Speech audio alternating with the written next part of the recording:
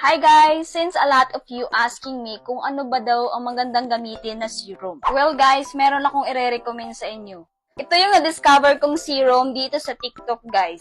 Pero bago ang lahat guys, bago ko ito na-check out, meron kasi ako nakitang serum sa Blue App, Korean serum, pero nagulat ako sa price, hindi ko afford. Kaya naman guys, pumunta ako dito sa TikTok at nag-search ng mga serum na medyo may ka-level sa Korean serum.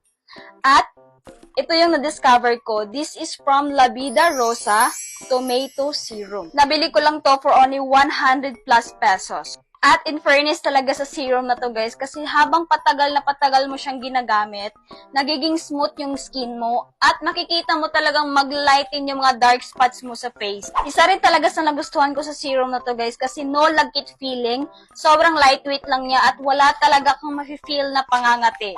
May nagamit na kasi akong serum before guys at grabe yung pangangati sa skin ko. Pero sa serum na to, itong Tomato Serum by La Vida Rosa, sobrang hiyang ng skin ko at magwa 1 week na to sa akin guys. So ngayon guys, maglalagay tayo sa ating face dahil hindi pa ako nakapaglagay kanina para makita nyo na rin yung consistency niya. Ayan siya guys. Ayan. Tingnan nyo naman siya guys. Sobrang lightweight lang talaga niya. Ang bilis niyang ma-blend. Ayan. Ayan siya guys. Sobrang blendable niya.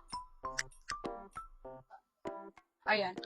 So ngayon i-test natin kung wala ba talaga siyang lagkit. Ayan siya guys, no lagkit feeling talaga sa serum na to. At kung napapansin nyo guys, 1 week ko na tong ginagamit at tingnan nyo naman yung face ko, di ba?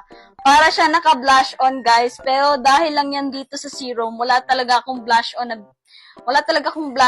na nilagay sa face ko. At itong serum na to guys, hindi lang siya basta nagpapalighten ng mga dark spots natin. Especially nagpaparejuvenate din ito, brighten and revitalize sa ating skin. Kaya naman kung isa ka rin sa mga naghahanap ng magandang serum, well, I recommend na itry mo na rin itong La Vida Rosa Tomato Serum. Maglalagay na lang ako ng link dito sa aking yellow basket for the go check out.